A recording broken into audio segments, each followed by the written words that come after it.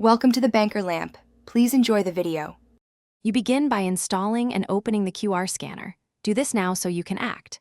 Grant the camera permission when prompted, because without it the app cannot read codes. Once done, close other apps that display overlays. Those can prevent scanning. Hold the phone steady about 6 to 12 inches from the code and center the square frame. This helps autofocus lock quickly. You'll see the live view and guidance markers so you can move closer or farther to get a crisp scan. You now aim and let the scanner read the pattern. Keep movements small so the lens can focus. When the app decodes the code, it typically shows a preview. Inspect the URL or text before tapping anything, because malicious links can hide behind short domains. If it's a web link, choose Open in your browser. If it's contact data, import or save to contacts.